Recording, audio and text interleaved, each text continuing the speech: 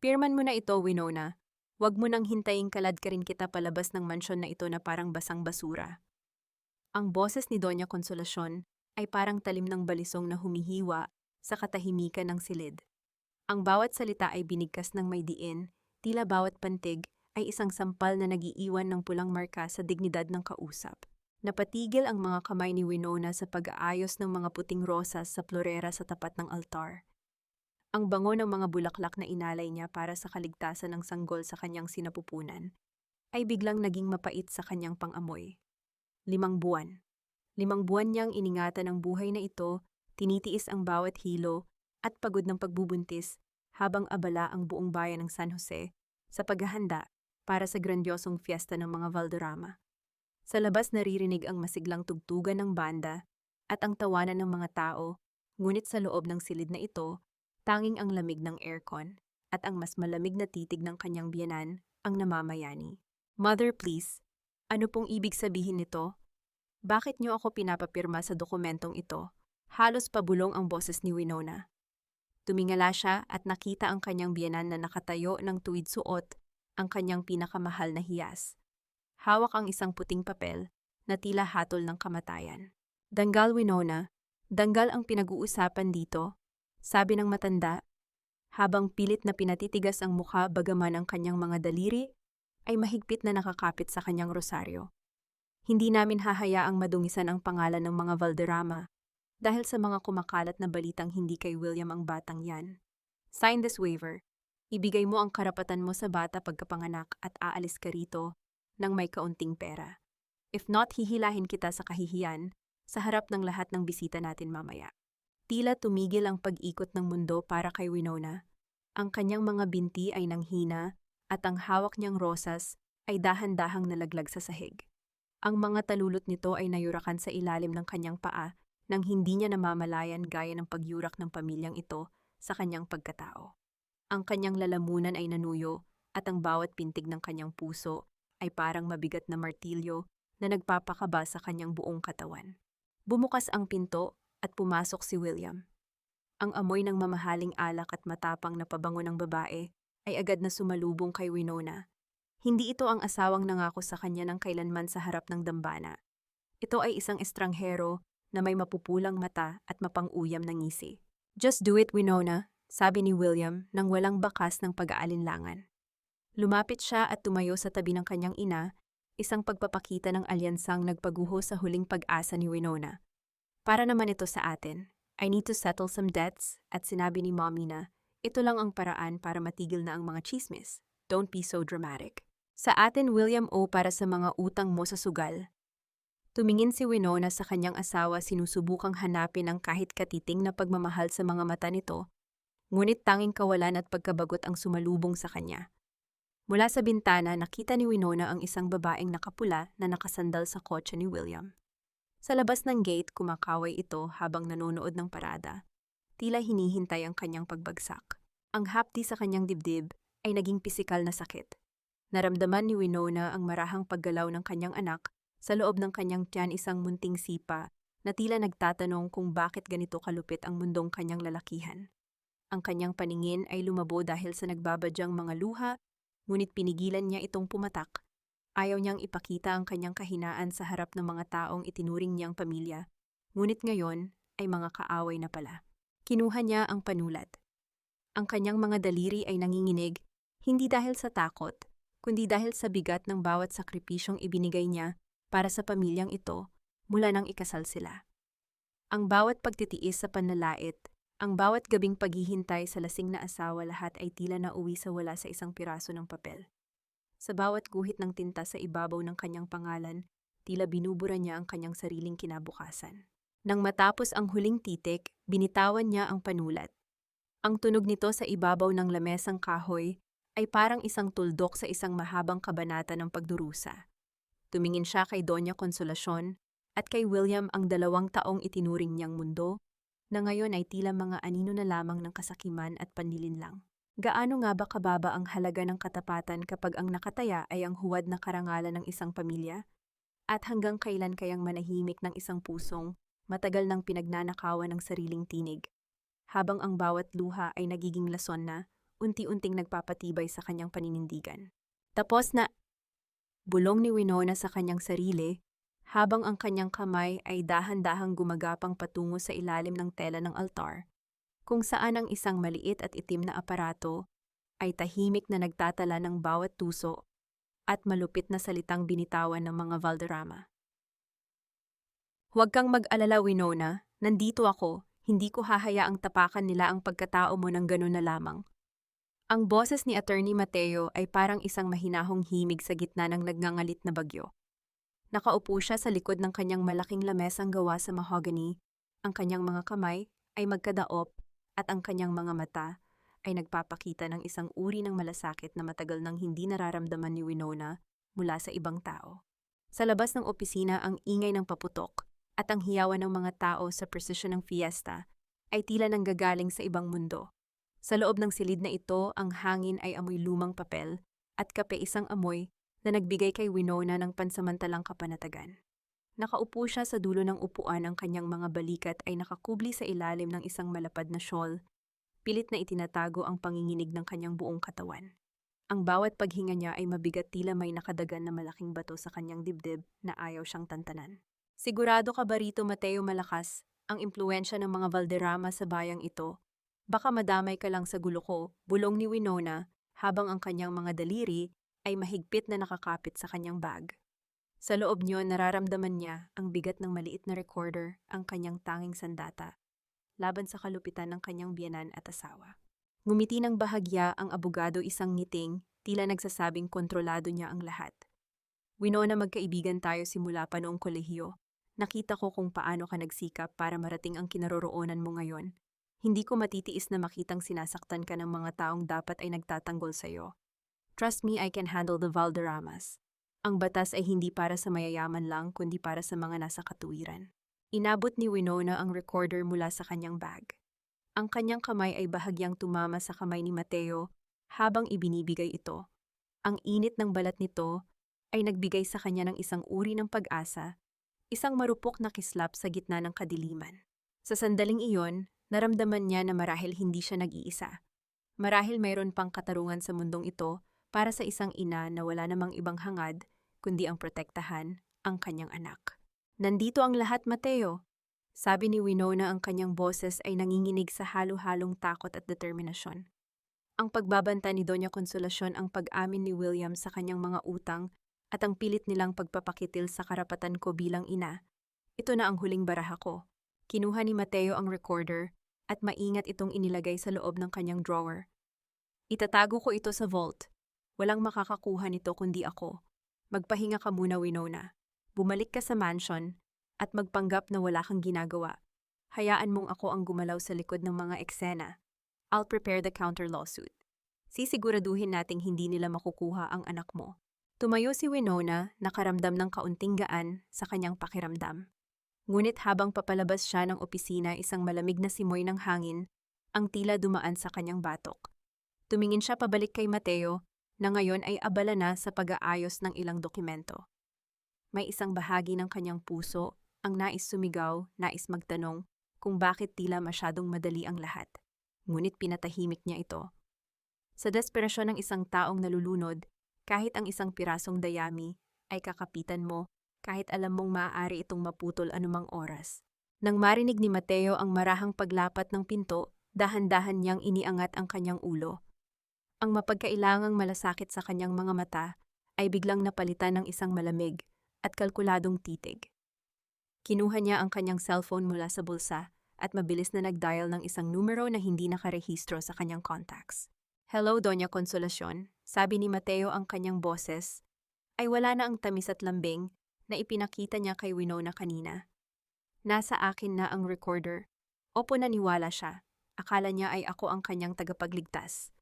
Huwag kayong mag-alala, alam ko ang gagawin. Ang ebidensyang ito, maglalaho ito na parang bula sa oras na kailanganin natin. Just make sure the payment is ready. Gaya ng pinag-usapan natin. Isang tuyot na tawa ang kumawala sa kanyang mga labi habang pinagmamasdan niya ang anino ni Winona na papalayo sa bintana. Naglalakad sa gitna ng makulay na parade ng fiesta, hindi alam na ang taong binigyan niya ng kanyang huling pag-asa ay siya palang huling pako sa kanyang krus. Hanggang saan nga ba kayang maglakbay ng isang pusong puno ng tiwala bago ito tuluyang mawasak ng katotohanan? At sa mundong ang katapatan ay may presyo. Sino pa nga ba ang matatawag na tunay na kakampi? Huwag mong dungisan ang sahig, Winona.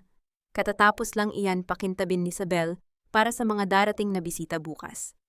Ang boses ni Doña Consolacion ay tila isang malamig na hangin na tumagos sa pagod na katawan ni Winona pagkapasok niya ng mansyon. Huminto si Winona sa may pintuan ng kanyang mga paa ay namamanas at kumikirot dahil sa maghapong paglalakad sa sugalan at sa opisina ni Mateo.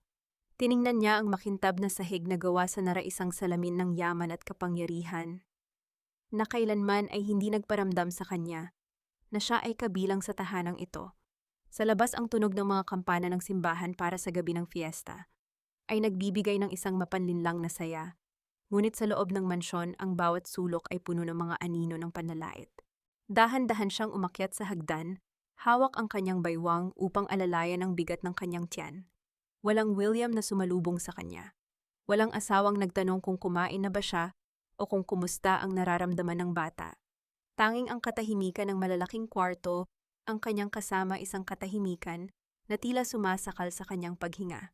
Pagpasok sa kanyang silid, agad niyang hinubad ang kanyang sapatos at naupo sa gilid ng kama.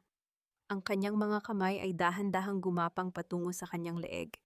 Hinahanap ang isang lumang kwintas na may pendant na hugis phoenix. Ito ang tanging pamana ng kanyang ina bago ito pumanaw, isang ina na namuhay sa kahirapan, ngunit namatay ng may dangal. Tandaan mo, Winona, tila narinig niya ang boses ng kanyang ina sa kanyang gunita. Ang phoenix ay namamatay sa apoy, ngunit muling bumabangon mula sa abo. Huwag mong hahayaang ubusin ng luha ang ningas ng iyong kaluluwa. Ang kwintas na ito ang tanging ugnayan niya sa isang nakaraang puno ng misteryo.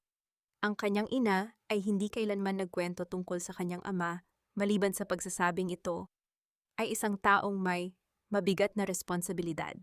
Sa mga sandaling ito ng matinding pangungulila, ang malamig na metal ng kwintas ang nagsisilbing tanging angkla ni Winona sa katotohanan. Isang mahinang katok sa pinto ang pumutol sa kanyang pag-iisip. Pumasok si Nanay Isabel, ang matandang katulong na may dalang baso ng gatas at isang pirasong tinapay. Ang kanyang mga mata ay puno ng lungkot habang nakatingin sa namumutlang mukha ni Winona.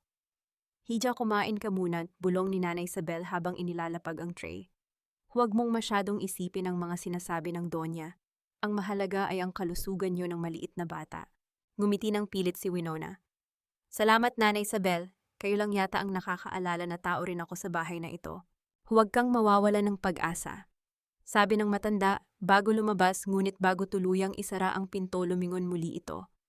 "May isang lalaki kanina sa labas ng gate, Winona. Hindi siya taga rito. Mukhang mayaman at may mga kasamang bodyguard. Nagtatanong siya tungkol sa isang babaeng may suot na kwintas na phoenix. Natakot ako kaya hindi ko pinansin, pero parang seryoso ang kanyang pakay." Tumigil ang mundo ni Winona. Ang kanyang puso ay nagsimulang tumibok ng mabilis, isang kaba na hindi niya maipaliwanag ang lumitaw sa kanyang dibdib. Isang dayuhan, naghahanap sa kanya. Sa dami ng kanyang pinagdadaanan, ang balitang ito ay tila isang bagong banta sa kanyang mabuhay na katahimikan. Sino ang taong ito? Isa ba siyang bagong kaaway na ipinadala ng mga Valderrama upang tuluyan siyang sirain? O siya ang sagot sa mga panalangin hindi pa niya nabibigkas?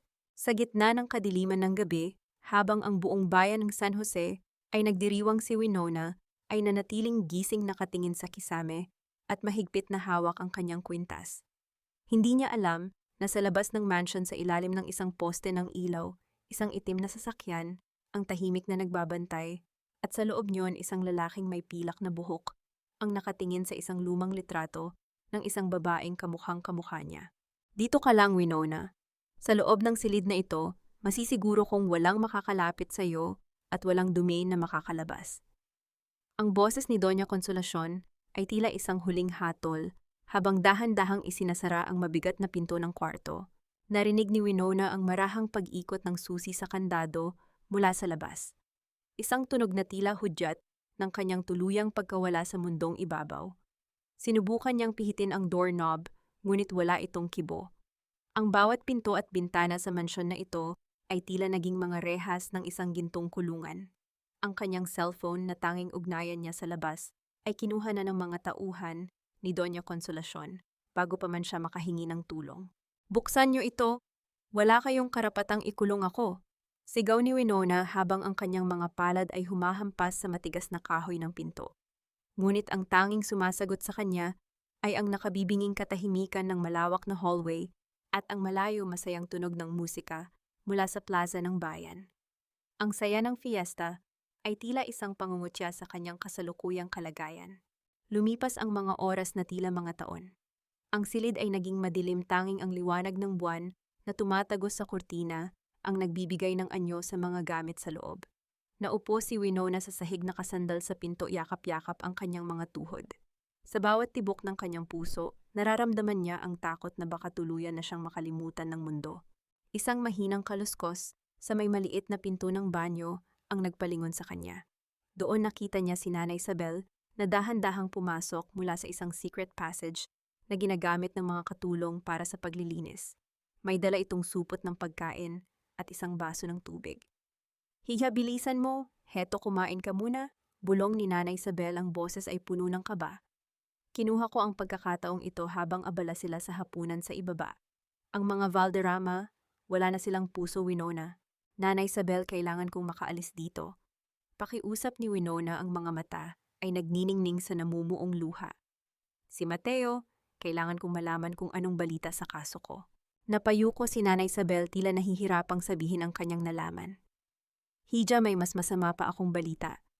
Nakita ko si William kanina. Inilalabas niya ang mga kahon ng alahas mo. Ibinibenta niya ang mga iyon sa isang alahero mula sa Maynila. Sabi niya pambayad daw sa huling pagkatalo niya sa sabong. Pati ang singsing na bigay ng nanay mo isinama niya." Tila isang malamig na tubig ang ibinuhos kay Winona.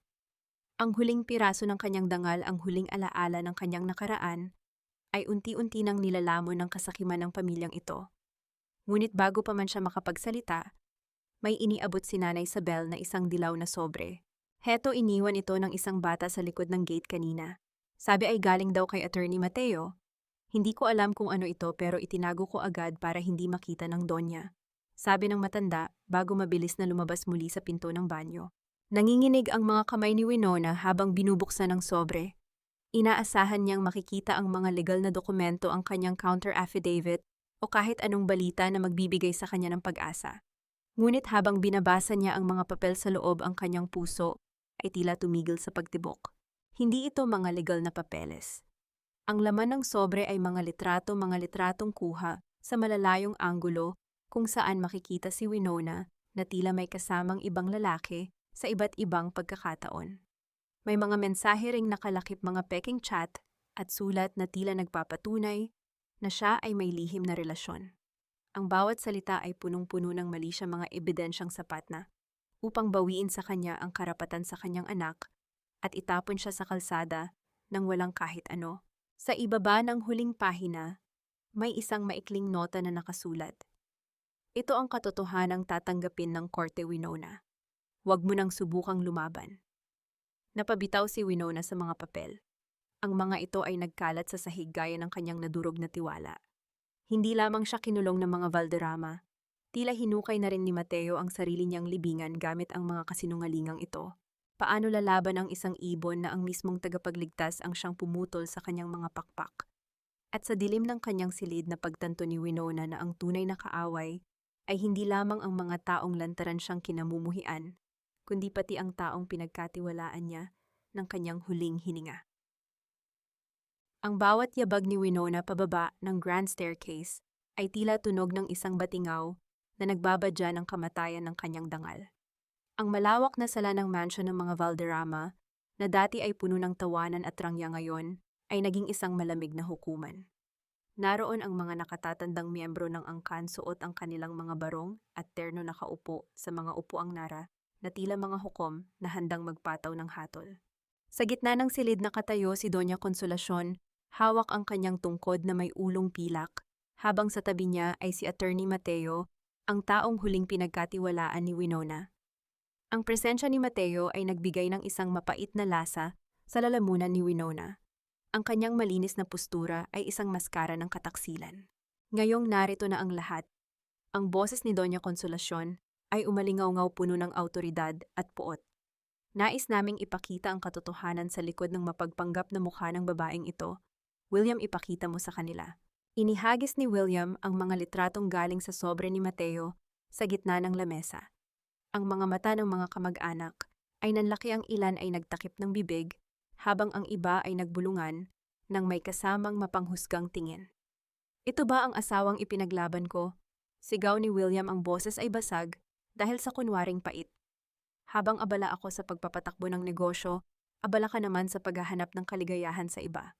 Hindi totoo yan. Ang sigaw ni Winona ay bumasag sa bulungan. Mateo, sabihin mo sa kanila. Ibinigay ko sa iyo ang recorder. Narinig mo ang banta ni Doña Consolacion. Narinig mo ang pag-amin ni William. Tumingin siya sa abogado, nagmamakaawa, ang mga mata umaasa na mayroon pang natitirang konsensya sa loob nito. Dahan-dahang inayos ni Mateo ang kanyang salamin at tumingin kay Winona ng may kunwaring lungkot. Winona, bilang iyong abogado at kaibigan, masakit para sa akin na gawin ito, ngunit ang tungkulin ko ay sa katotohanan. Kinuha niya ang recorder mula sa kanyang bulsa, ang mismong recorder na ibinigay ni Winona. Narinig ko ang laman nito, at sa tingin ko nararapat lang na marinig din ng pamilya ang iyong mga plano. Pinindot ni Mateo ang play. Ngunit sa halip na ang boses ni Doña Consolacion ang lumabas, ang narinig ni Winona ay ang sarili niyang boses. Hindi ko na kailangan ang mga Valderrama. Gagamitin ko lang ang batang ito para makuha ang mana, at pagkatapos ay aalis na tayo. Maghintay ka lang, mahal ko. Ang bawat salita sa recording ay tila isang mitsa na sumabog sa loob ng silid. Ang boses ay kanya, ang tono ay kanya, ngunit ang mga salita ay kailanman ay hindi namutawi sa kanyang mga labi. Isa itong manipulasyon, isang splicing ng mga salita na binuo para sa isang layunin, ang tuluyan siyang ilibing sa putikan. Sinungaling! Sigaw ni Winona. Susugod sana siya kay Mateo, ngunit hinarangan siya ng 2 bodyguard. Hindi ko sinabi yan, Mateo. Paano mo nagawa ito? Anong klaseng babae ka, Winona? Ang boses ng isang tiyahin ni William ay puno ng pandidiri. Pati ang batang dinadala mo gagawin mong sangkalan para sa iyong kasakiman. Tumingin si Winona sa paligid. Wala siyang nakitang kakampi. Ang bawat mata ay tila mga palasong tumatama sa kanyang puso. Naramdaman niya ang marahas na paggalaw ng kanyang sanggol, tila nakikiramay sa matinding tensyon na bumabalot sa kanyang ina. Sa sandaling iyon, ang kanyang mundo ay tuluyang nagdilim. Dahan-dahang lumapit si William sa kanya. Ang kanyang mukha ay pulang-pula, ang mga ugat sa kanyang leeg ay tila puputok na sa galit. Hindi na ito ang asawang nakilala niya. Ito ay isang halimaw na binuo ng sariling insecurities at udyok ng kanyang ina. Wala kang kwentang, babae. Bulong ni William, ang boses ay tila galing sa ilalim ng lupa. Dapat lang na mawala sa iyo ang lahat. Itinaas ni William ang kanyang kamay. Ang hangin sa loob ng silid ay tila naglaho, na iwan si Winona na nakatayo ng mag-isa, nakatingala sa nagngangalit na mukha ng kanyang asawa, habang ang bawat segundo ay tila tumigil sa pag-ikot bago ang huling pagbagsak ng hagupit. Wala kang kwentang, babae. Isang basura na pinulot ko lang sa kalsada, at ngayon magagawa mo pa kaming pagnakawan ng dangal. Ang boses ni William ay tila kulog na yumanig sa bawat sulok ng marangyang sala. Bawat salita ay may dalang laso ng pagkamuhi. Hindi pa natatapos ang huling katagas sa kanyang bibig nang maramdaman ni Winona ang biglang pagdapo ng matigas na palad ni William sa kanyang pisngi. Ang lakas ng impact ay nagdulot ng isang matinding liwanag sa kanyang paningin, kasunod ng isang nakakangilong tunog ng pagtama ng balat sa balat na umaling-awngaw sa gitna ng katahimikan ng mga saksi. Ang kanyang ulo ay pumaling sa isang tabi, at ang lasa ng bakal, ang sarili niyang dugo, ay agad na namuo sa loob ng kanyang bibig. Sa likod ni William nakatayo si Doña Consolacion na nakatiklop ang mga braso. Ang mukha ay walang bakas ng awa, tila nanonood lamang ng isang palabas, na siya mismo ang nagdirehe. Ang mga puting rosas na inayos ni Winona kanina para sa fiesta ay nakakalat na ngayon sa sahig na yurakan at naging kulay kape sa ilalim ng mga sapatos ng mga taong itinuring niyang pamilya. Ipinagpalit niya ang kanyang sariling pangarap para pagsilbihan sila. Tiniis ang bawat pait na salita, para sa pag-asang magkaroon ng tunay na tahanan, ngunit sa huli, ang bawat sakripisyo niya ay naging mitya lamang ng kanyang sariling pagguho. Nawalan ng balanse si Winona. Ang kanyang mga binti na dati ay matatag na humaharap sa bawat bagyo ng buhay ay tila naging malambot na kandila. Sa isang iglap tumama ang kanyang tuhod sa malamig na sahig na gawa sa nara. Ngunit hindi ang sakit ng tuhod ang nagpabagsak sa kanya. Ito ay ang matinding bigat sa kanyang sinapupunan nang maramdaman niya ang marahas na pagtama ng kanyang katawan sa sahig. Isang matalas at nakapupunit na kirot ang gumuhit mula sa kanyang ibabang bahagi patungo sa kanyang puso. "Tama na, William, ang anak mo!" Ang boses ni Winona ay tila isang marupok na sinulid halos hindi marinig sa gitna ng kanyang paghingal. Ipinatong niya ang kanyang nanginginig na mga kamay sa kanyang tiyan pilit na kinakabig ang munting buhay sa loob. Tila ito ang kanyang tanging angkla sa mundong unti-unting lumalabo. "Anak ko." Sa tingin mo ba maniniwala pa ako pagkatapos ng mga narinig ko? Ang tugon ni William ay isang mapait na tawa habang dinuduro ang asawang nakasalampak sa sahig. Sana ay mawala na ang batang yan dahil isa lang siyang paalala ng iyong pagtataksil. Naramdaman ni Winona ang pamamanhid ng kanyang mga daliri. Ang bawat pintig ng kanyang puso ay naging isang mabagal at masakit na paalala ng kanyang kabiguan. Tumingin siya kay Mateo na nakatayo malapit sa pintuan malamig na pinagmamasdan ang bawat detalye ng kanyang pagdurusa habang inaayos ang kanyang mamahaling kurbata. Walang kumikilos, walang tumutulong. Ang bawat mata sa loob ng silid na iyon ay tila mga anino ng kamatayan na naghihintay sa kanyang huling hininga. Isang mainit na likido ang dahan-dahang gumapang sa kanyang mga hita, bumabasa sa maputing tila ng kanyang bestida. Ang puting tela ay unti-unting nalamon ng isang madilim at pulang mantsa isang kulay na sumisimbolo sa pagtatapos ng kanyang kawalang malay. Ang bawat patak ng dugo sa sahig ay tila mga luha ng kanyang kaluluwa na wala ng lakas pang sumigaw. Ang kanyang paningin ay nagsimulang mapuno ng itim na anino at ang masayang tugtugan ng banda sa labas ay tila naging isang malayo at malungkot na elehiya. Hanggang saan nga ba ang hangganan ng pagtitiis ng isang ina bago siya tuluyang lamunin ng dilim? Bakit ang pag-ibig na ipinangako ay naging isang kamay na sumasakal at ang tahanang pinangarap ay naging sariling libingan? Sa pagitan ng kanyang pagkawala ng malay naramdaman ni Winona ang isang mabigat na katahimikan na bumalot sa silid. Ang huling nakita ng kanyang nanlalabong mga mata ay isang pares ng makintab at itim na sapatos na huminto sa tapat ng kanyang mukha. Hindi kay William, hindi kay Mateo, kundi isang banyagang presensya na nagdala ng isang uri ng kapangyarihang hindi pa kailanman nakita sa loob ng mansion ng mga Valderrama. "Sino ang nagbigay sa inyo ng karapatang saktan ang aking anak?" Ang boses na iyon ay hindi sumigaw, ngunit ang bawat salita ay may dalang bigat ng isang paparating na delubyo. Ang malamig at makapangyarihang tono nito ay nagpatigil sa bawat paghinga sa loob ng malawak na sala ng mga Valderrama. Ang katahimikan ay naging kasing talas ng isang patalim. Ang lalaking nakatayo sa pintuan ay may pilak na buhok at suot ang isang itim na Amerikana na tila sumisipsip sa lahat ng liwanag sa paligid. Sa likod niya, 4 na lalaking nakabarong at may matitigas na mukha ang nakatayo tila mga pader na hindi matitibag. Ang ingay ng prosesyon sa labas ay tila biglang naglaho na palitan ng isang nakakabinging kaba na lumamon sa yabang ni William at sa bagsik ni Doña Consolacion. Anong ibig mong sabihin, sino ka?" Nauutal na tanong ni William habang dahan-dahang umaatras mula sa duguang katawan ni Winona na nakahandusay sa sahig. Ang kanyang mga kamay na kanina ay nakataas para manakit ay nanginginig na ngayon sa hindi maipaliwanag na takot. Hindi siya sinagot ng matanda. Sa halip mabilis itong lumapit at lumuhod sa tabi ni Winona. Ang kanyang mga kamay na may suot na mamahaling singsing ay dahan-dahang humawak sa namumutlang mukha ng babae. Ang galit sa kanyang mga mata ay panandaliang napalitan ng isang matinding pait at pangungulila nang makita ang pulang mantsa sa puting bestida ng kanyang anak. "Tumawag kayo ng ambulansya. Ngayon din." Sigaw ng isa sa mga bodyguard at ang tunog ng mabilis na pagtipa sa telepono ay pumutol sa pagkagulantang ng lahat. Walang nagawa si Doña Consolacion kundi ang mapakapit sa kanyang tungkod habang pinapanood ang mga estranghero na buhatin ang kanyang manugang. Ang awtoridad na dati ay sa kanya lamang ay tila kinuha ng lalaking ito sa loob lamang ng ilang segundo.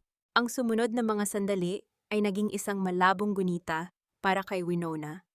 Ang amoy ng antiseptic, ang liwanag ng mga puting ilaw na mabilis na dumadaan sa kanyang itaas, at ang tunog ng mga gulong ng stretcher na mabilis na tumatakbo sa pasilyo ng ospital.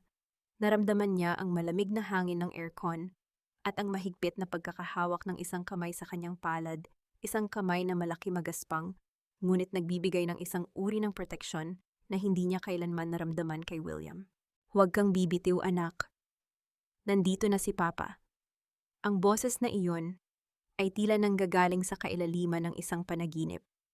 Sinubukan ni Winona na imulat ang kanyang mga mata, ngunit ang bigat ng kanyang mga pilikmata ay tila mga rehas na ayaw siyang pakawalan. Ang tanging naririnig niya ay ang mabilis at hindi regular na tunog ng makina na nagbabantay sa tibok ng kanyang puso, isang tunog na tila nagmamadali, tila nakikipagkarera sa oras. Sa labas ng delivery room, ang katahimikan ay mas mabigat pa sa gabi. Nakatayo si Don Eduardo sa harap ng malaking bintana ng ospital, nakatingin sa malayo, ngunit ang isipan ay nasa loob ng silid, kung saan nakikipaglaban ang kanyang anak at apo para sa kanilang buhay. Ang bawat sandali ng paghihintay ay tila isang parusa para sa 28 taon ng kanyang kawalan sa buhay ni Winona. Bumukas ang pinto at lumabas ang isang doktor, ang mukha ay puno ng pagod at pag-aalangan. Don Eduardo, nagawa naming patigilin ang pagdurugo. Ang pasyente ay ligtas na, ngunit ang sanggol, napakahina ng kanyang kapit. Kailangan nating maghintay sa susunod na 48 oras para malaman kung makakayanan niya. Isang malalim na buntong hininga ang kumawala sa dibdib ng matanda. Pumasok siya sa silid kung saan mahimbing na natutulog si Winona na ang mukha ay kasing puti ng mga kumot na nakabalot sa kanya. Dahan-dahan niyang inabot ang kwintas na Phoenix, na nakalawit sa leeg ng babae, ang kwintas na ibinigay niya sa isang babaeng nagngangalang Maria. Maraming taon na ang nakalilipas sa ilalim ng pangakong babalik siya. Isang mainit na luha ang dahan-dahang gumapang sa kulubot na pisngi ng makapangyarihang Don Eduardo. Hinaplos niya ang buhok ni Winona nang may pag-iingat, tila natatakot na baka mabasag ito sa isang maling galaw. Sa sandaling iyon, hindi siya ang bilyonaryong kinatatakutan ng lahat. Siya ay isang ama lamang na natagpuan ang kanyang pinakamahalagang kayamanan sa gitna ng isang madugong trahedya. Patawarin mo ako, Hija. Nahanap din kita. Bulong niya sa gitna ng katahimikan, habang ang kanyang mga mata ay nananatiling nakapako sa mukha ng anak, na hindi niya nakilala, hindi alam kung paano sasabihin sa kanya na ang kanyang buhay ay hindi na kailanman magiging katulad ng dati paggising niya. Ngunit paano tatanggapin ni Winona ang isang amang hindi niya kilala sa sandaling ang lahat ng taong pinagkatiwalaan niya ay tuluyan na siyang tinalikuran? At sapat na nga ba ang yaman at kapangyarihan upang hilumin ang mga sugat na hindi nakikita ng mata? Ngunit nararamdaman ng bawat pintig ng pusong nawasak. Gising ka na, Hija. Huwag kang mag-alala, wala nang mananakit sa iyo. Ang boses na yon, bagaman puno ng gulat at pag-aalala, ay tila isang estrangherong himig na pilit pumapasok sa pagitan ng nanalabong diwa ni Winona. Idinilat ni Winona ang kanyang mga mata, ngunit ang liwanag ng puting kisame ay tila sumugat sa kanyang paningin. Ang amoy ng antiseptic at ang bango ng mga mamahaling puting lilis na nakapalamuti sa silid ay nag-uunahan sa kanyang pang-amoy, isang malupit na paalala ng kanyang kinaroroonan. Sinubukan niyang gumalaw, ngunit ang matalas na kirot sa kanyang ibabang bahagi ay tila isang babala, isang lason na kumakalat sa kanyang katawan, nagpapaalala sa kanya ng madugong sahig ng mansyon ng mga Valderrama. Dahan-dahan niyang ibinaba ang kanyang tingin sa kanyang tiyan. Naroon pa ang umbok, ngunit nararamdaman niya ang matinding panghihina, tila isang kandila na anumang oras ay maaari nang mamatay. Ang mabilis at mechanical na ritmo ng heart monitor sa gilid ay ang tanging nagpapatunay na tumitibok pa ang kanyang puso, bagaman sa loob ay pakiramdam niya ay matagal na siyang pumanaw kasabay ng kanyang tiwala. Sino po kayo? Halos walang tunog na lumabas sa kanyang lalamunan. Ang kanyang mga labi ay tuyot at nanginginig. Nakita niya ang lalaking may pilak na buhok na nakaupo sa tabi ng kanyang kama, ang mga mata nito ay namumula at puno ng pagsisisi. Ako si Eduardo Winona. Ako ang iyong ama, bulong ng matanda, habang pilit na hinahawakan ang malamig na kamay ng dalaga. Patawarin mo ako kung huli na ang pagdating ko. Ngunit simula ngayon, lahat ng yaman ko, lahat ng kapangyarihan ko ay nasa ilalim ng iyong mga paa. I can take you to the best hospital in the US or Singapore. We can leave this place and forget about the Valderramas. Isang mapait na ngiti ang dahan-dahang gumuhit sa labi ni Winona. Ang yaman ang kapangyarihan.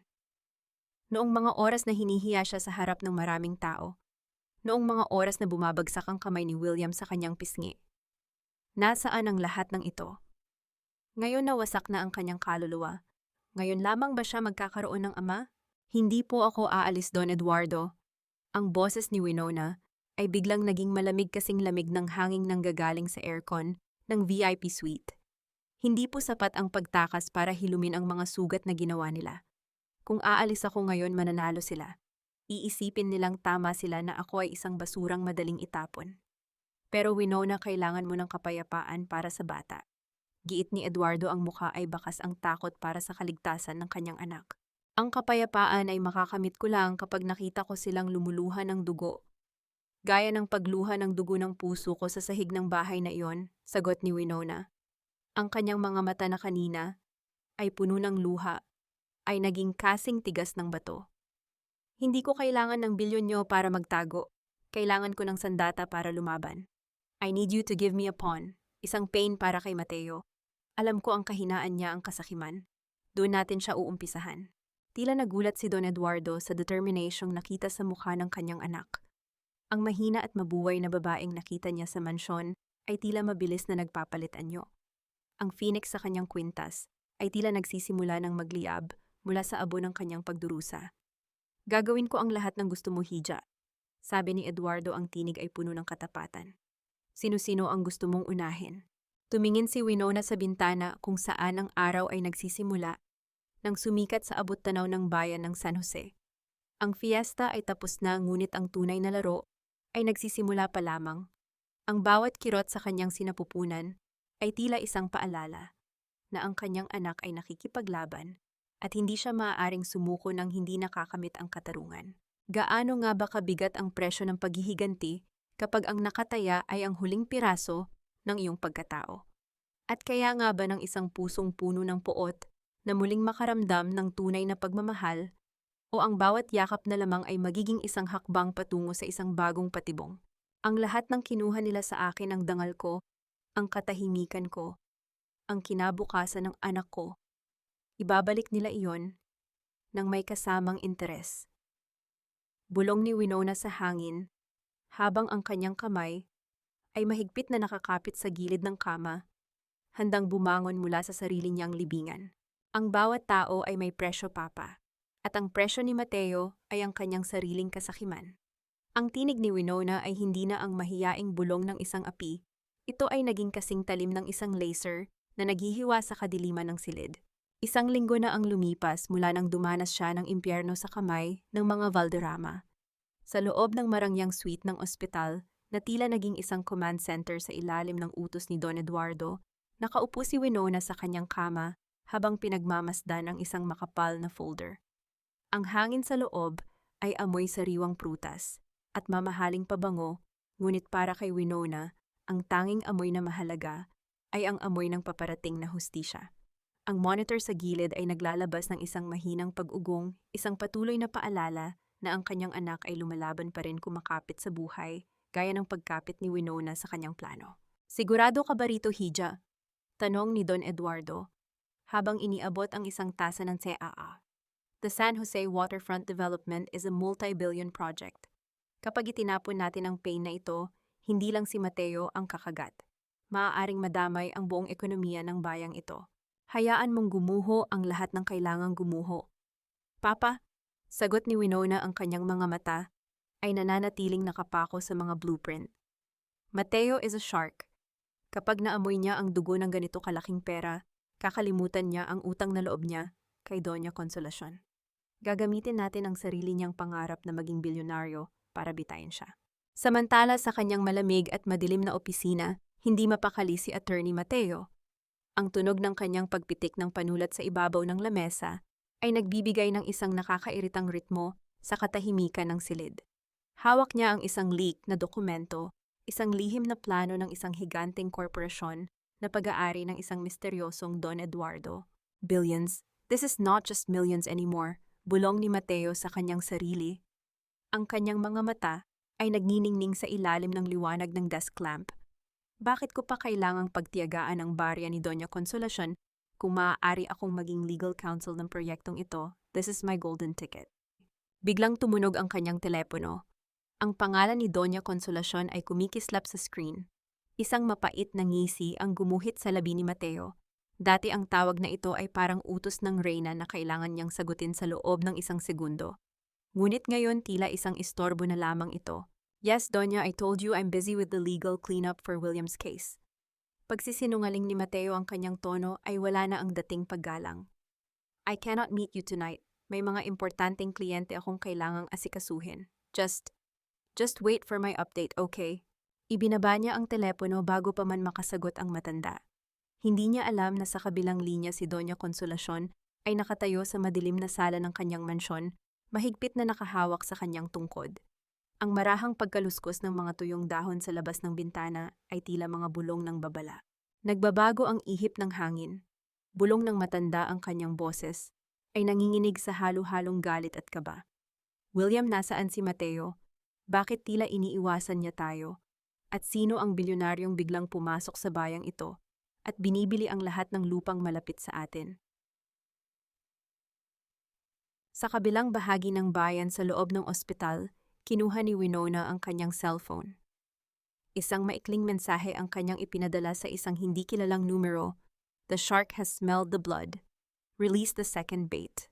Habang ang buwan ay natatabunan ng makapal na ulap, ang bawat piraso ng laro ay dahan-dahang nailalagay sa tamang posisyon. Ang kasakiman ay nagsimula ng bumulag sa mga taong akala ay sila ang may hawak ng tadhana. Ngunit sa likod ng bawat ngiti ni Mateo at bawat kaba ni Doña Consolacion, naroon si Winona, ang biktima na ngayon ay siyang humahawak ng mga tali. Paano magtatapos ang isang labanan kung saan ang mismong mga kakampi ay nagsisimula ng magtraidor sa isa't isa para sa pilak at ginto? At sa sandaling bumukas ang bitag, mayroon pa nga bang matitira sa dangal ng mga Valderrama na dati ay ipinagmamalaki nilang hindi matitibag? Nabalik lamang ang diwa ni Winona nang marinig niya ang mahinang katok sa pinto. Isang estranghero ang pumasok, may dalang isang maliit na sobreng itim. Sa loob niyon ay ang listahan ng mga utang ni William na binili na lahat ni Don Eduardo. Ang ngiti ni Winona ay hindi umabot sa kanyang mga mata, kundi nanatili sa kanyang mga labi bilang isang malamig na pangako ng paghihiganti.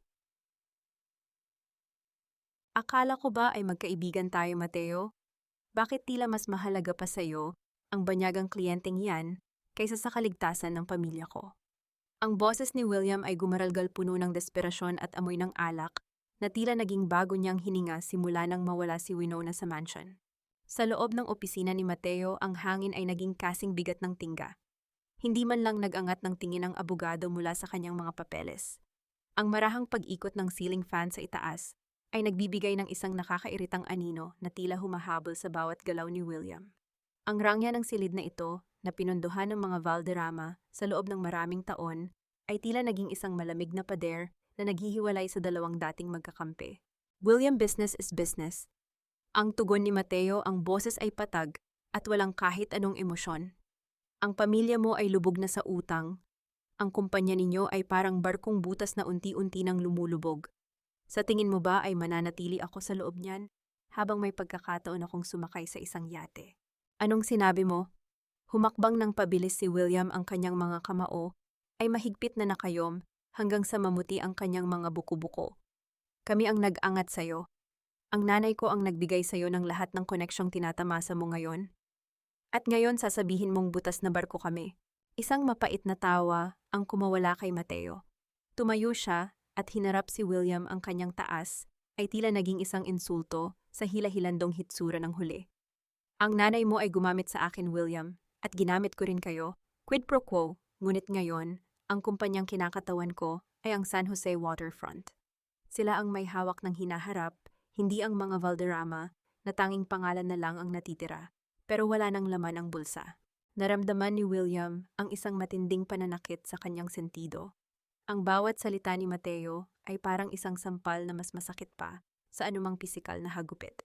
Ngunit ang mas masakit ay ang katotohanang natuklasan niya kaninang umaga. Bago siya pumunta rito, isang dokumentong ipinadala sa kanya ng isang anonymous na source na nagpapakita na ang natitirang pondo ng mga Valderrama ay lihim na inililipat ni Mateo sa sarili niyang mga investment accounts. Nasaan ang pera namin, Mateo? Bulong ni William, ang galit ay unti-unting napapalitan ng isang nakakatakot na kalmado. Nakita ko ang bank transfers. Inubos mo ang huling pondo na dapat ay pambayad sa mga utang ko sa kasino. Ginamit mo ang pera namin para makasali sa waterfront project, hindi ba? Nagbago ang timpla ng mukha ni Mateo. Ang kanyang pagiging kampante ay panandaliang nayanig, ngunit agad din siyang nakabawi. Wala kang mapapatunayan, William. Ang lahat ng pirma ay legal. Ang lahat ng dokumento ay dumaan sa iyong ina. Kung bobo kayong mag-ina sa pagbabasa ng fine print, huwag niyo akong sisihin. Hindi na nakapagpigil si William. Sa isang mabilis na galaw, hinablot niya ang kurbata ni Mateo at itinulak ito ng malakas sa pader. Ang tunog ng pagtama ng likod ng abogado sa matigas na semento ay umalingaw-ngaw sa loob ng silid, kasunod ng paglaglag ng ilang mga libro mula sa estante. Ang mga papeles ay nagliparan sa paligid na parang mga puting ibon na naguguluhan sa gitna ng unos. Ibalik mo ang pera namin, hayop ka. Sigaw ni William, ang kanyang mga mata ay nanlilisik sa galit. Papatayin kita. Sige, subukan mo. Hamon ni Mateo habang pilit na kumakawala ang kanyang mukha, ay namumula na sa kakulangan ng hangin. Kapag pinatay mo ako, lalong walang matitira sa inyo. I am the only one who knows the flow of the money. Kapag nawala ako, kasama ninyong mabubulok sa kulungan ang lahat ng sikreto ng mga Valderrama. Sa gitna ng kanilang pagbubuno, biglang bumukas ang pinto ng opisina. Nakatayo doon si Doña Consolacion, ang kanyang mukha ay kasing puti ng papel. Hawak ang isang dyaryo kung saan nakabandera ang balita tungkol sa pag-audit ng lahat ng property developers sa San Jose. Ang kanyang mundong binuo sa loob ng ilang dekada ay tila gumuho sa isang iglap nang makita ang kanyang anak na tila isang kriminal na sumasakal sa kanilang pinagkakatiwalaang abogado. William, Mateo, anong kahibangan ito? Ang boses ng matanda ay nanginginig hindi sa galit kundi sa takot. Tumingin si Mateo kay Doña Consolacion nang may mapang-uyam na ngiti habang inaayos ang kanyang kurbata matapos siyang bitawan ni William. Doña, sabihin mo sa anak mo, ang panahon ng mga Valderrama ay tapos na. Welcome to the new world. At sa mundong ito, ang mga traidor ang laging nananalo. Habang nagaganap ang kaguluhan sa opisina sa kabilang bahagi ng bayan, si Winona ay tahimik na nakaupo sa tabi ng incubator ng kanyang anak. Pinanood niya sa kanyang tablet ang live feed mula sa nakatagong camera na ipinalagay ni Don Eduardo sa opisina ni Mateo.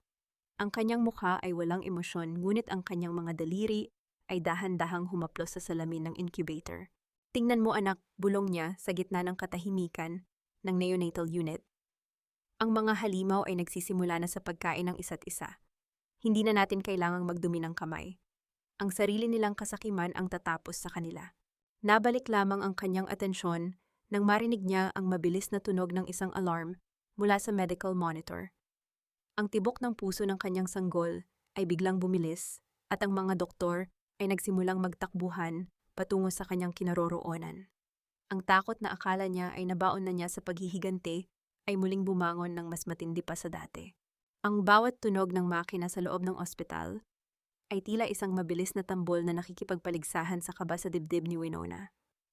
Ngunit sa gitna ng banta ng kamatayan, isang himala ang naganap. Ang mabilis na pag-vibrate ng incubator ay tumigil. At ang graph sa monitor ay dahan-dahang bumalik sa isang maayos at matatag na ritmo. Ang kanyang anak ay muling nanalo sa isang laban na akala ng lahat ay tapos na. Matatag ang iyong anak, Winona. Gaya mo, bulong ni Don Eduardo habang nakahawak sa balikat ng kanyang anak.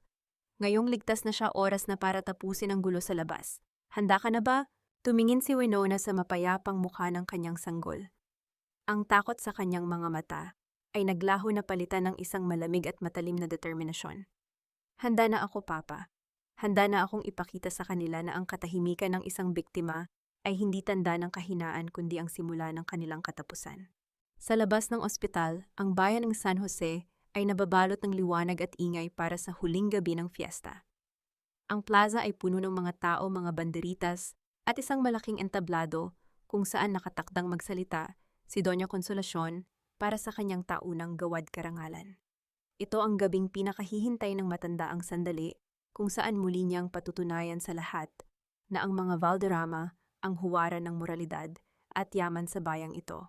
Mga kababayan, ang boses ni Doña Consolacion ay umalingaw-ngaw sa buong plaza, puno ng peking kababaang loob. Ang karangalan ay hindi lamang tungkol sa yaman, kundi sa kalinisan ng ating pangalan at ang katapatan natin sa ating pamilya.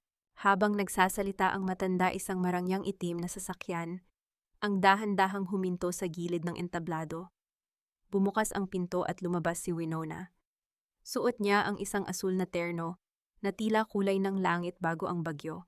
Ang kanyang lakad ay matatag, ang kanyang ulo ay mataas, at ang bawat hakbang niya ay nagpatahimik sa mga taong malapit sa kanya. Ang mga bulungan ay nagsimulang kumalat na parang apoy sa tuyong damo. Si Winona ba yan? Akala ko ba tumakas siya kasama ang ibang lalaki? Bakit tila lalo siyang naging makapangyarihan? Hindi pinansin ni Winona ang mga mata ng mga tao. Naglakad siya patungo sa technician booth sa likod ng malaking LED screen. Ang technician na lihim na binayaran ni Don Eduardo ay tumango sa kanya. Sa isang pindot ng button, ang video na dapat ay magpapakita ng mga charity works ng mga Valderrama ay biglang nagbago. Ang masayang musika ay napalitan ng isang nakakangilong tunog ng pagtama ng palad sa pisngi. Ang buong plaza ay biglang natahimik nang makita sa higanting screen ang malinaw na video ni William na sinasampal at sinisipa ang isang duguang Winona sa gitna ng kanilang sala. Ang bawat mura ni William, ang bawat panlalait ni Doña Consolacion, at ang tuso ng ngiti ni Mateo ay narinig at nakita ng libu-libong tao. Iyan ang karangalang ipinagmamalaki nyo. Ang boses ni Winona ay hindi dumaan sa microphone, ngunit tila umabot ito sa bawat sulok ng plaza dahil sa tindi ng emotion. Napatigil si Doña Consolacion sa gitna ng kanyang talumpati. Ang kanyang mukha ay naging kasing puti ng kanyang terno, ang kanyang mga kamay ay nanginginig habang nakatingin sa screen na naglalantad ng kanyang pinakatatagong baho.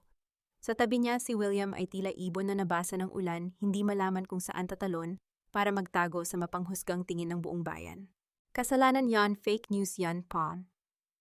Sigaw ni William, ngunit ang kanyang boses ay nalamon ng hiyawan at batikos ng mga tao. Ang hiya na pilit nilang iniwasan ay dumating ng mas matindi pa sa kanilang kinatatakutan. Sa gitna ng kaguluhan, ang mapulang ilaw ng sasakyan ng mga awtoridad ay nagsimulang sumayaw sa mga pader ng plaza. Ang tunog ng mga yabag ng mga pulis na paakyat sa entablado ay naging hudyat ng pagtatapos ng kapangyarihan ng mga Valderrama. Doña Consolacion Valderrama, William Valderrama, mayroon kaming warrant of arrest para sa inyo. Ang boses ng hepe ng pulisya ay matigas at walang alinlangan. Kasong physical abuse, grave coercion, at money laundering batay sa mga ebidensyang isinumite ni Attorney Mateo kaninang hapon. Nanlaki ang mga mata ni Doña Consolacion nang makita si Mateo na nakatayo sa likuran ng mga pulis, hawak ang isang briefcase at may mapang-uyam na ngiti. Ang traidor ay tinalo ng isa pang traidor. Tumingin si Winona sa kanyang biyenan at asawa na ngayon ay pilit na pinupiringan ng posas. Walang saya sa kanyang mga mata kundi isang malalim na pakiramdam ng paglaya. Ang bawat luha na pumatak sa sahig ng mansyon ay tila nabayaran na ng gabing ito. Ngunit habang hinihila ng mga pulis si William, isang huling titig ang ipinukol nito kay Winona, isang titig na puno ng puot at isang lihim na banta na tila nagsasabing hindi pa dito nagtatapos ang lahat. Tag. Akala mo ba ay natapos na ang lahat sa pagpapakulong sa kanila, Winona? Hindi mo ba ako pasasalamatan?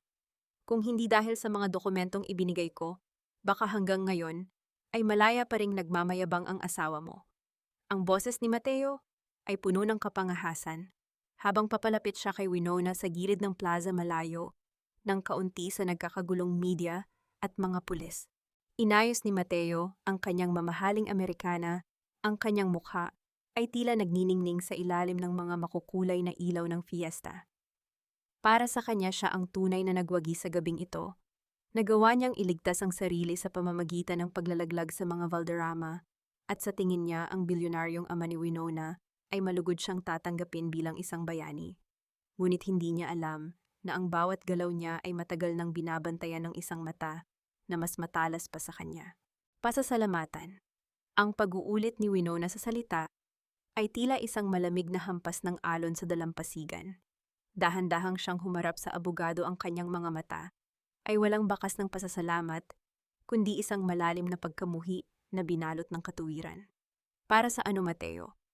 Para sa pag-splicing ng recorder ko, para sa pagpapadala ng mga peking ebidensya na nag-udyok kay William na saktan ako, o para sa pagnanakaw sa pondo ng pamilyang nagpakain sa iyo sa loob ng maraming taon. Nawala ang ngiti sa mga labi ni Mateo. Winona, business lang ang lahat ng iyon.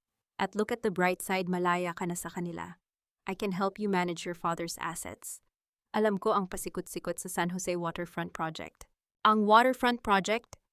Isang mapait na tawa ang kumawala sa mga labi ni Winona kasabay ng paglapit ni Don Eduardo mula sa dilim.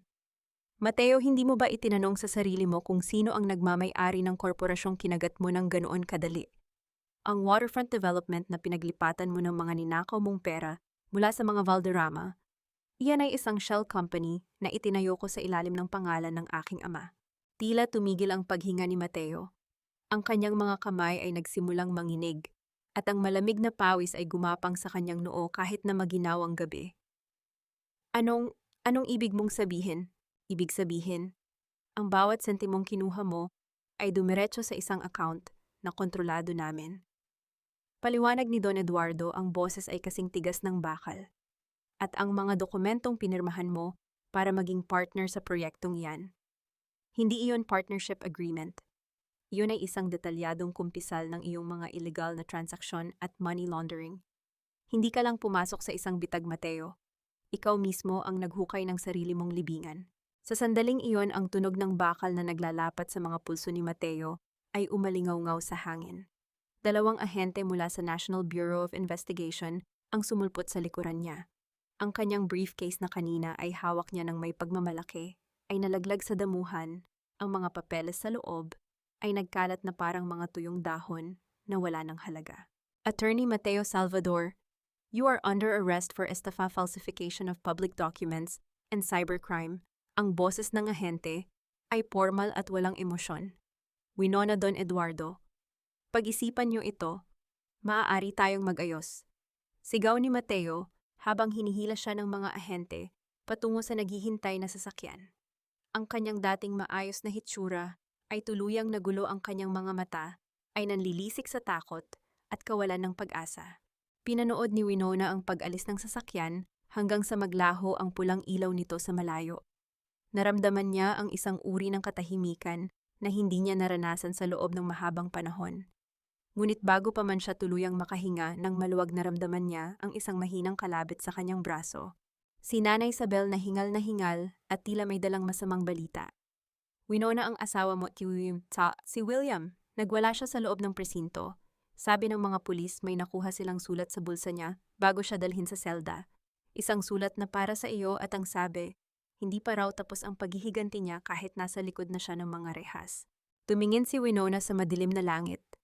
Ang fiesta ay tapos na, ang mga banderitas ay dahan-dahang nililipad ng hangin, ngunit ang anino ng nakaraan ay tila ayaw pa ring lumisan.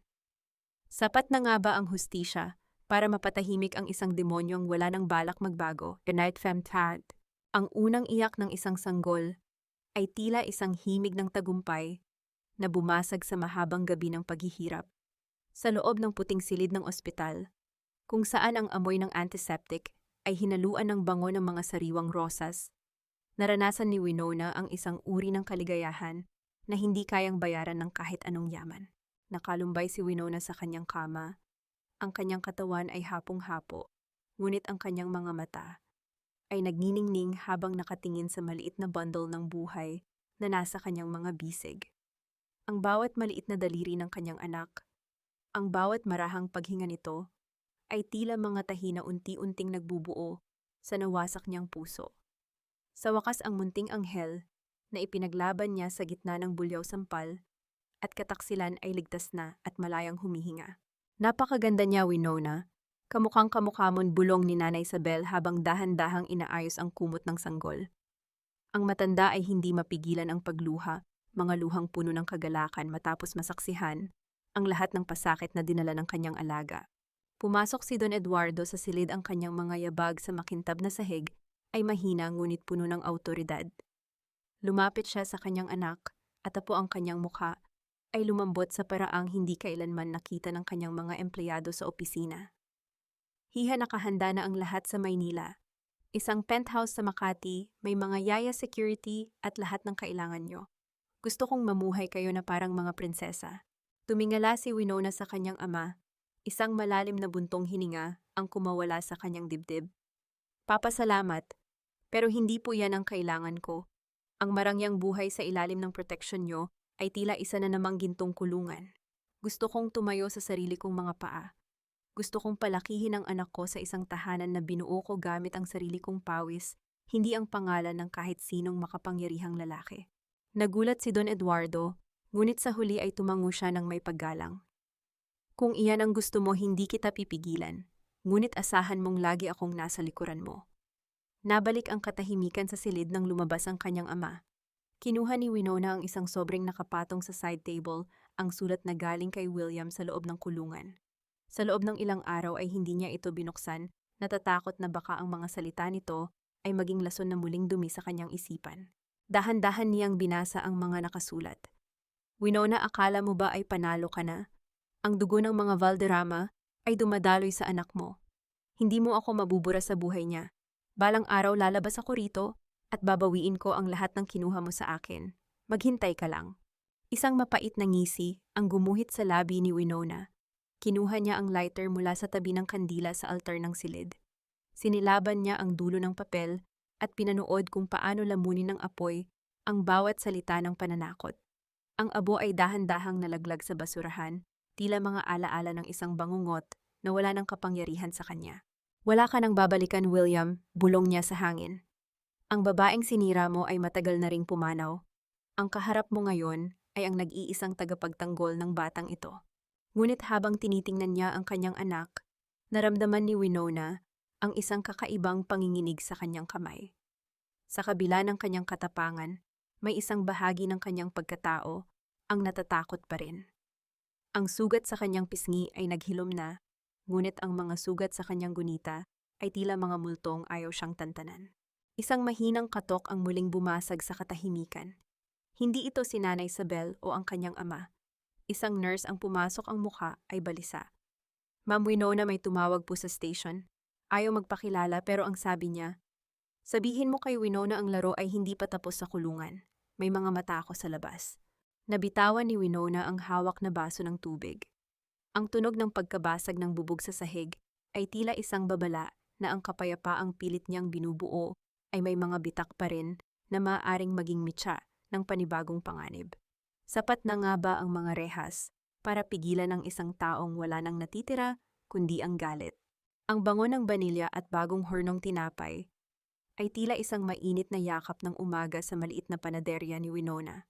Sa loob ng 6 na buwan, ang bawat piraso ng masa na kanyang minasa ay naging simbolo ng kanyang muling pagkabuo. Ang ingay ng mga tray na inilalabas mula sa hurno at ang masayang pagtunog ng kampanilya sa pintuan tuwing may pumasok na mamimili ang naging bagong musika ng kanyang buhay, malayo sa nakabibinging katahimikan, at panlalait sa loob ng mansyon ng mga Valderrama. Miss Winona, sold out na po ang ating ensaymada.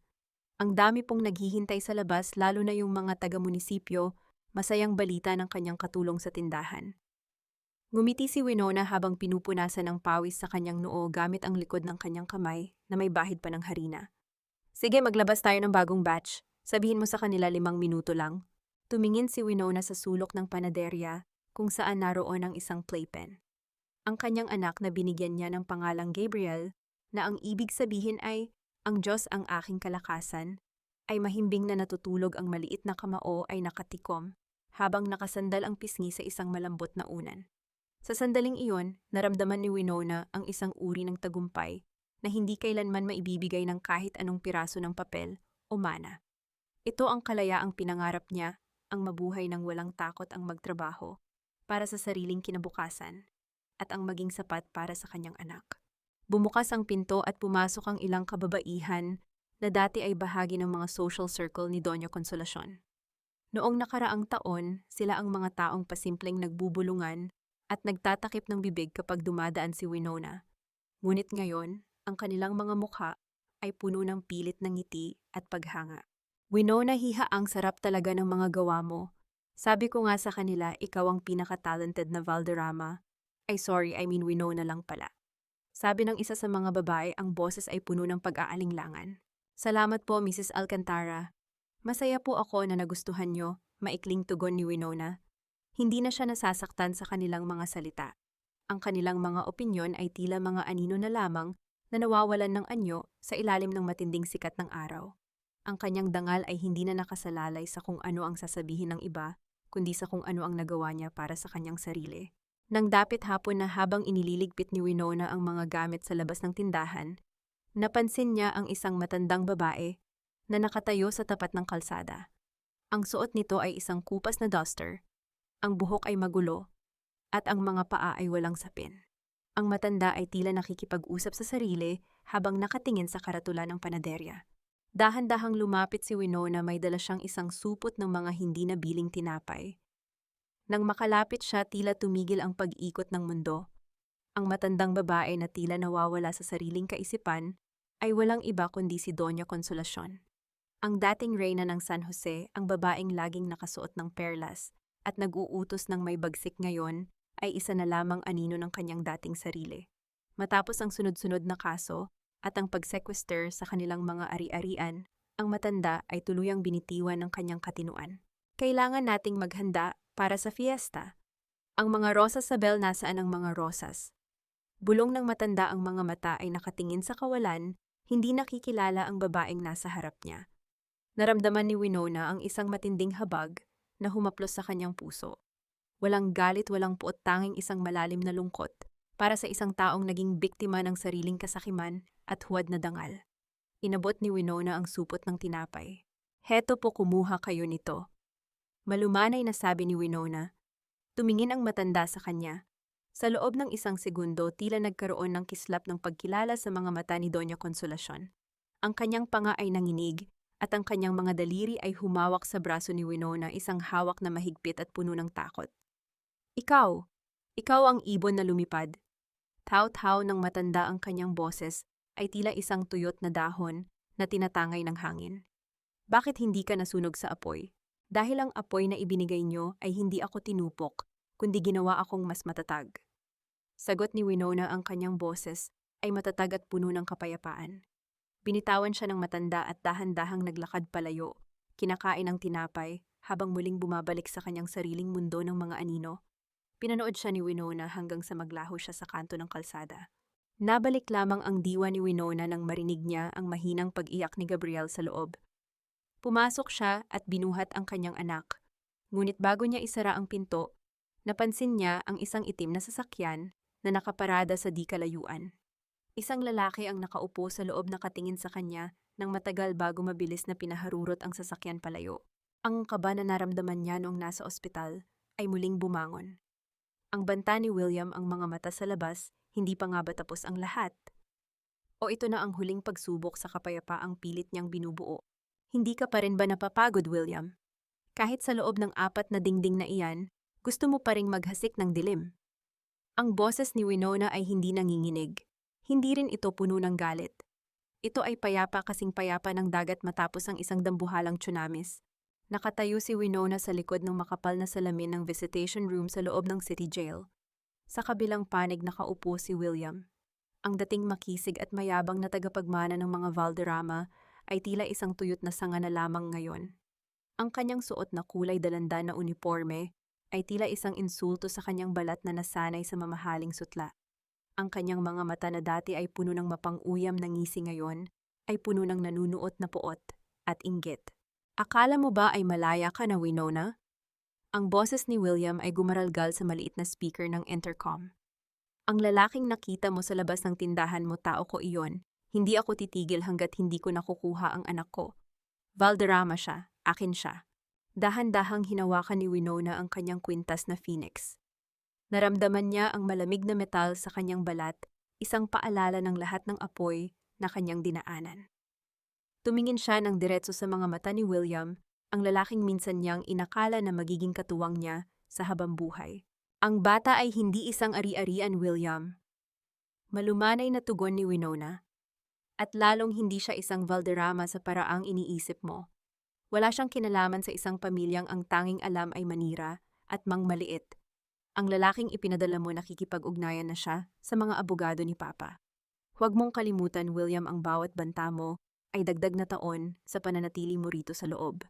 Pera lang ang meron ka, Winona, pera lang ng tatay mo. Sigaw ni William, ang kanyang mga kamao ay humampas sa salamin, lumikha ng isang tuyot at mabigat na tunog na umaling-awngaw sa loob ng silid. Hindi, William. Meron akong isang bagay na kailanman ay hindi mo magkakaroon katahimikan ng loob, sabi ni Winona habang dahan-dahang tumatayo. Naparito ako hindi para makinig sa mga banta mo. Naparito ako para sabihing pinatatawad na kita. Pinatatawad kita hindi dahil karapat-dapat ka, kundi dahil ayaw ko nang bitbitin ang bigat ng galit ko sa'yo sa bawat paggising ko sa umaga. You are a ghost, William. Isang anino na lamang ng nakaraan na wala nang kapangyarihan sa akin. Tumalikod si Winona nang hindi naghihintay ng sagot. Ang bawat hakbang niya papalabas ng presinto ay tila isang pagtanggal ng mga tanikala na matagal na gumapos sa kanyang kaluluwa. Ang marahang pagbusina ng mga sasakyan sa labas at ang init ng sikat ng araw sa kanyang balat ay tila isang pagbati mula sa mundong muli niyang kinamtan. Pagdating niya sa kanyang maliit na tahanan, sa tabi ng dagat sinalubong siya ni Gabriel, na ngayon ay nagsisimula ng gumapang sa ibabaw ng malambot na banig. Ang tawa ng bata ay tila isang mahiwagang gamot na humihilo sa bawat natitirang sakit sa puso ni Winona. Binuhat niya ang kanyang anak at lumabas sila sa beranda. Sa malayo nakita niya ang kanyang ama si Don Eduardo na nakikipaglaro kay Nanay Isabel sa pag-aayos ng mga halaman sa hardin. Ang lahat ay tila nasa tamang lugar na. Ang hustisya ay hindi lamang nakuha sa loob ng korte, kundi sa loob ng kanyang sariling puso. Tingnan mo, Gabriel, bulong ni Winona habang itinuturo ang lumulubog na araw na nagkukulay ginto sa malawak na karagatan. Ang dilim ay kailangang dumaan para makita natin ang ganda ng liwanag. At sa liwanag na ito, wala nang makakaagaw sa atin. Isang malalim na buntong hininga ng kalayaan ang kumawala sa kanyang dibdib. Ang Phoenix ay hindi na lamang isang kwintas. Ito ay ang kanyang buhay. Namatay siya sa apoy ng kataksilan ngunit muling bumangon ng mas matatag, mas matapang, at higit sa lahat mas marunong magmahal sa paraang tama at malaya. Habang ang gabi ay dahan-dahang bumabalot sa mundo, ang tanging naririnig ay ang banayad na paghampas ng mga alon sa pampang-isang ritmo ng kapayapaang kailanman ay hindi na mababali ng kahit na sinong Valderrama. Isang taon ang mabilis na lumipas, gaya ng pagpapalit ng mga kulay sa kalangitan tuwing dapit hapon. Ang bayan ng San Jose ay tahimik na muli, ngunit ang mga kwento tungkol sa pagbagsak ng mga Valderrama at ang pagbangon ng isang Winona ay nananatiling buhay sa mga bulong ng hangin sa ilalim ng mga punong mangga. Sa maliit na hardin ng kanyang bahay sa tabi ng dagat, pinapanood ni Winona ang kanyang anak na si Gabriel habang dahan-dahang humahakbang sa ibabaw ng malambot na damo. Ang bawat tawa ng bata ay tila isang bendisyon na naghuhugas sa bawat alaala ng pait. Sa tabi niya si Nanay Isabel ay abala sa pag-aayos ng mga puting rosas, mga bulaklak na hindi na simbolo ng pagsasakripisyo, kundi ng isang bagong simula na puno ng pag-asa. Madalas siyang bisitahin ni Don Eduardo, hindi bilang isang makapangyarihang bilyonaryo, kundi bilang isang lolo na pilit na bumabawi sa mga taong nawala. Natutunan ni Winona na ang yaman ay hindi nasusukat sa laki ng bank account, kundi sa lalim ng katahimikang nararamdaman mo kapag ipinikit mo ang iyong mga mata sa gabi. Ang kanyang panaderya ay naging tanyag hindi lamang dahil sa sarap ng tinapay, kundi dahil ito ay naging simbolo ng tagumpay ng isang babaeng minsan ng minaliit ng lipunan. Sa mga gabing tahimik, madalas niyang itanong sa sarili, napatawad na ba niya ang mga taong sumira sa kanya? Ang sagot ay dahan-dahang dumating kasabay ng paghampas ng mga alon sa pampang. Napatawad na niya si William at Doña Consolacion, hindi dahil karapat-dapat sila sa kanyang habag, kundi dahil ayaw na niyang bigyan ang mga ito ng puwang sa kanyang kasalukuyan. Ang pagpapatawad ay hindi paglimot sa nangyari, kundi ang pagpili na huwag nang maging bilanggo ng galit.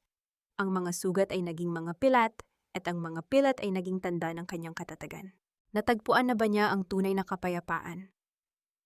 Oo, dahil ang kapayapaan ay hindi ang kawalan ng gulo, kundi ang kakayahang manatiling matatag sa gitna ng anumang unos. Wala na ang takot na mawala ng dangal, dahil ang tunay na dangal ay binuo niya sa loob ng sarili niyang tahanan, malayo sa mapanghusgang mga mata ng mga taong sumasamba sa huwad na kapangyarihan. Ang pinakamahalagang aral na iniwan ng kanyang paglalakbay ay ang katotohanang ang buhay ay parang isang phoenix. Kailangan nating dumaan sa matinding apoy ng pagsubok upang matupok ang ating mga kahinaan at muling bumangon ng mas matapang at mas malaya. Ang bawat hagupit ng tadhana ay hindi parusa, kundi isang paraan upang hubugin tayo para sa isang mas magandang bukas. Hinawakan ni Winona ang kanyang kwintas na phoenix habang nakatingin sa malawak na karagatan. Ang araw ay dahan-dahang lumulubog nag-iiwan ng mga kulay na lila at ginto sa abot tanaw. Walang katapusan ang paglalakbay, ngunit sa unang pagkakataon, alam ni Winona na ang kanyang direksyon ay tama. Ang kwento ng kanyang buhay ay hindi na isang trahedya, kundi isang walang hanggang kanta ng pag-asa, pagmamahal at katarungan. Sa bawat paghampas ng alon, tila may bulong na nagsasabing tapos na ang bagyo. At sa katahimikang iyon, natagpuan ni Winona ang kanyang sarili buo matatag at malaya. Ang paghampas ng alon sa pampang ay ang huling tunog na nagpapatunay na tapos na ang lahat ng ingay ng nakaraan. Sa dulo ng ating paglalakbay, ang katahimikan na lamang ni Winona ang nangingibabaw, isang katahimikang hindi dahil sa takot, kundi dahil sa ganap na kalayaan. Mga mahal kong tagapakinig, maraming salamat sa inyong pananatili hanggang sa huling sandali ng kwentong ito. Habang binubuo ko ang bawat kabanata, hindi ko mapigilang mapahinto at lumuha, lalo na sa bahaging pinapipirma si Winona sa dokumento habang siya ay hinahamak at sinasaktan sa harap ng pamilyang Valderrama. Ramdam ko ang bawat kirot at ang bawat patak ng kanyang dugo. Sa sahig ng mansyon, na tila nanunuot sa aking sariling pagkatao. Ang kwentong ito ay hindi lamang basta katang-isip. Ito ay salamin ng maraming Winona sa totoong buhay na patuloy na nakikipaglaban sa mga anino ng kawalan ng katarungan. Gaya ng pagmamasa ng harina sa panaderya, minsan ay kailangang marahas na pitpitin at masahin ang ating pagkatao ng tadhana, hindi upang sirain tayo, kundi upang maging handa tayo sa matinding init ng horno ng buhay at lumabas na mas matatag, mas mahalaga at nagbibigay ng inspirasyon sa iba. Sa inyong tingin, tama ba ang naging desisyon ni Winona na patawarin si William sa dulo upang makamit ang kanyang sariling kapayapaan? O mas gugustuhin niyo bang nakita siyang naghihiganti ng mas tindi pa hanggang sa huli? Habang pinapakinggan niyo ang huling bahagi ng ating kwento, ano ba ang inyong kasalukuyang ginagawa? Marahil ay nagluluto kayo para sa pamilya, naglilinis ng tahanan, o nagpapahinga matapos ang isang mahabang araw. Nais naming marinig ang inyong tinig. I-like at i-share ang video na ito at huwag kayong mahihiyang mag-comment at ibahagi ang inyong sariling mga karanasan sa buhay. Narito kami para makinig at dumamay sa inyo. Naway baunin ninyo ang katapangan ni Winona sa bawat hamon na inyong kakaharapin. Tandaan ninyo, kayo ang humahawak ng panulat sa sarili ninyong kwento at walang sino man ang may karapatang kumuha ng inyong liwanag. Hanggang sa muli nating pagsasama sa susunod na paglalakbay, manatiling matatag, marangal at puno ng pag-asa.